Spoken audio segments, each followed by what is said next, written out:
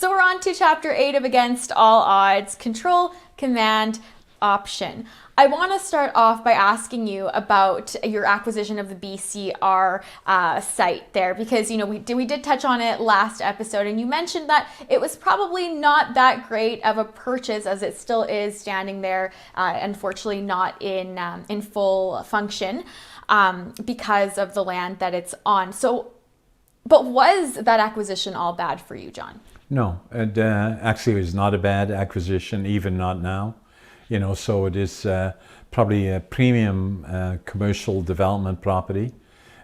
We still have the mill there. At some point, I may still kind of do something with that under the circumstances. And so it's a critical piece of property, and I'm very glad that I have it. In mediation and negotiations with the BCR properties, I was troubled by the misrepresentation by them, and then in discoveries we found out that to them was common practice. Okay. That troubled me because of it's a crown corporation, and that should not be the case. And again, in my mind, the question became, if they do it to me, they would have done it to others, and it was not the right thing to do. So, but once I mediated, negotiated a settlement on the property, I was satisfied with that part. I made my feelings known about to them, of course. And and then from there I moved forward. No, it's not a bad acquisition. What did that help you? So I know that helped you acquire or helped you with another acquisition, a recent acquisition. What did, I guess, you learn from that BCR shenanigans that helped you acquire this most recent purchase? Yeah, the most recent one that we did is Interior Warehousing, and it's the largest warehousing company in northern British Columbia. And I think we bought that about 2 years ago or so. And time goes so fast, right? So it is an acquisition I had looked at for a long, long time already, probably for at least 10, 12 years.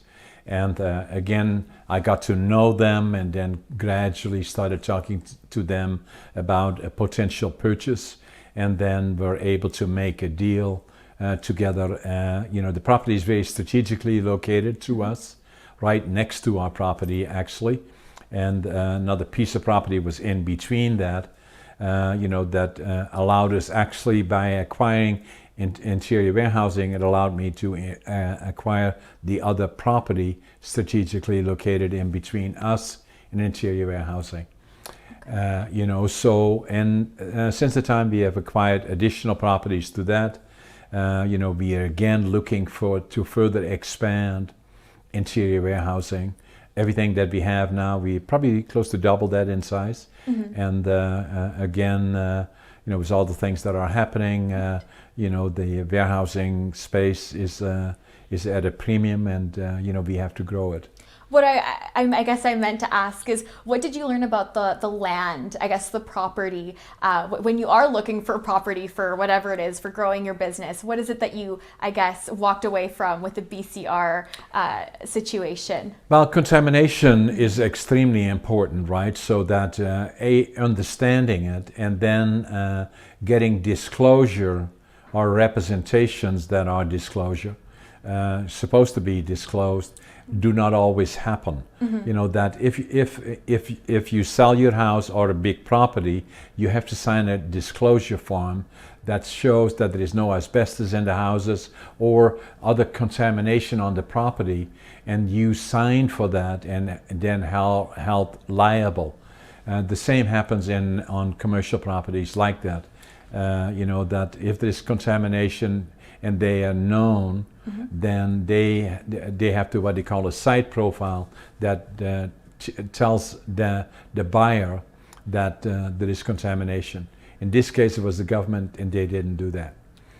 So what it taught me is that there has to be more due diligence, especially in acquiring property, to make sure that you understand the condition of the property.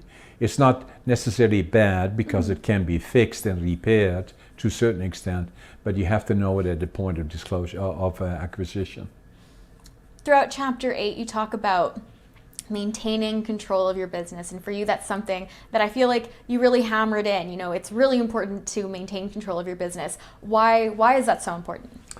Well, in order for me to grow right from the beginning, my business fairly aggressively, and to take risk that not everybody that invests or would be interested in becoming a partner in my businesses would be in favor of growing, and then putting their own finances at risk, or their houses or whatever they have. A lot of times it requires that a business, especially growth business and other things that means that you need capital, you have to put your own signature on the bottom personally, to support the company.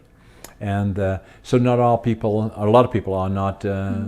I'm careful always, but at the same time, it gives me much more flexibility.